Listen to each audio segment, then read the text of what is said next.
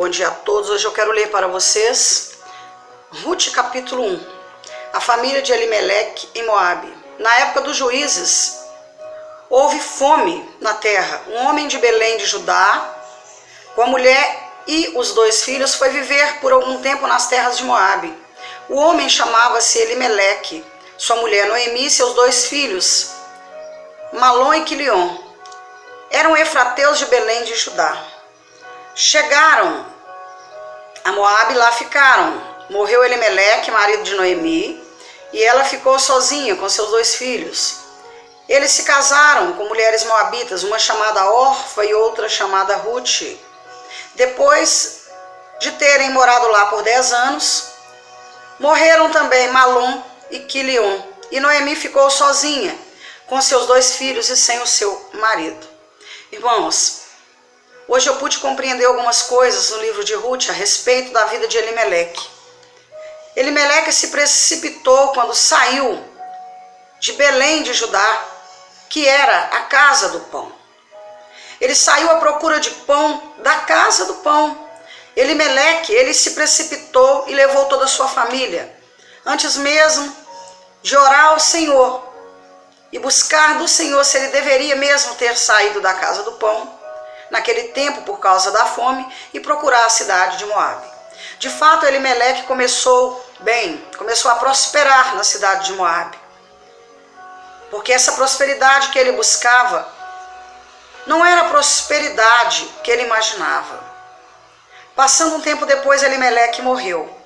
10 anos depois de terem se casado, um com Orfa e outro com Rute, os filhos de Noemi também morreram. Ficaram sozinhas Rute, Orfa e Noemi. Rute decidiu ficar com Noemi e Orfa decidiu voltar para a casa de seus pais, acreditando que Noemi, não daria conta de manter sua vida, a vida de ambas ali naquele lugar. Mas Noemi, uma mulher crente em Deus, sempre quis voltar para Belém de Judá, e foi o que ela fez. Mas o Senhor, estava com Noemi. O que eu pude entender com toda essa história de Elimeleque, Noemi e Rute e sua família, é que nós não podemos nos precipitar e nos desesperar. Quando Deus prepara algo para a nossa vida, nós passamos realmente por algumas provas, as quais nós devemos buscar ser aprovados e buscar a aprovação do Senhor quando tomarmos qualquer decisão na nossa vida. Muitas vezes nós temos um trabalho, estamos executando esse trabalho e nos precipitamos, mudando a direção desse trabalho que o próprio Deus nos direcionou para outro aspecto, para outra direção. Já não mais cumprimos aquilo que o Senhor determinou, porque nós ansiamos tanto por prosperidade, por fazer as coisas pela força do nosso braço, que nós nos desviamos desse caminho e buscamos prosperar através de outras coisas que não aquelas que o Senhor escolheu para a nossa vida. Muitas vezes estamos na casa do pão e fugimos do pão da vida, porque nós não esperamos passar pela prova e ser aprovados pelo Senhor. Elimeleque não orou ao Senhor quando ele tomou a decisão de partir para Moabe. Lá ficaram sem vida Elimeleque e seus 2 filhos. Mas Noemi voltou atrás para a casa do pão, e o Senhor restaurou toda a sua vida, e o Senhor a prosperou novamente com Rute. Então nós, irmãos, temos que pensar: quem é o pão da vida? Onde é a casa do pão? Quem é a casa do pão? Aquele que nos prospera, que nos levanta e que nos transforma todos os dias. Nós temos que saber esperar no Senhor para tomar nossas decisões. Nós temos que esperar para saber qual caminho foi que o Senhor escolheu para nós, e não o caminho que nós escolhemos com a força do próprio braço. Devemos ficar executando os planos do Senhor para a nossa vida, até que Ele próprio queira fazer essa mudança. Quando nós estivermos fartos do pão da vida, da casa do pão, quando nós estivermos abastecidos desse pão, Ele mesmo tomará as decisões por nós e fará aquilo que Ele já tem pronto para nos entregar. Que nós possamos, irmãos,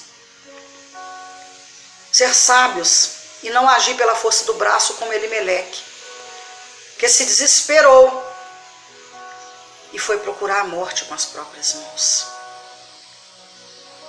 E toda a sua família saíram da casa do pão para o mundo. O mundo não tem muito a nos oferecer, mas a casa do pão está farta do pão vivo que desceu dos céus. Como está escrito em João, capítulo 6, versículo 41, eu sou o pão que desceu do céu. Jesus é o pão que desceu do céu. E Ele já preparou tudo, já está tudo pronto para entregar na hora certa. E se houver provas, que passemos pelas provas para que sejamos aprovados pelo Senhor. Que nós oremos antes de tomar qualquer decisão. Que nós busquemos do Senhor a palavra a ser lida, o caminho a ser seguido, as mercadorias que nós de fato devemos trabalhar, aquilo que o Senhor quer de nós e o que Ele espera de nós. Porque o que Ele tem nas mãos para nos entregar, muitas vezes, é muito maior do que aquilo que nós buscamos com a força do nosso próprio braço. Aquilo que nós buscamos com a força do nosso próprio braço são migalhas que caem da mesa. São pequenas migalhas diante daquilo que o Senhor tem para nós. Através do pão da vida que nos alimenta todos os dias, todas as manhãs, que preenche o nosso coração, a nossa vida, o nosso vazio e sustenta a nossa família. Quando nós menos imaginamos, acontece uma transformação. E assim será com o avivamento nas igrejas. Quando todos se encherem do pão vivo que é Jesus e levar para dentro das quatro paredes, essas igrejas serão avivadas. O Senhor está esperando que essas pessoas se encham do pão da vida, do pão vivo, e que fiquem ali e se ajuntem para que haja transformação. Aí vocês e o povo não precisarão correr mais atrás do pão da vida, porque ele estará ali para preencher o vazio de todos os corações. Tudo será transformado e avivado. As igrejas serão levantadas. Quando cada um buscar e encontrar o pão vivo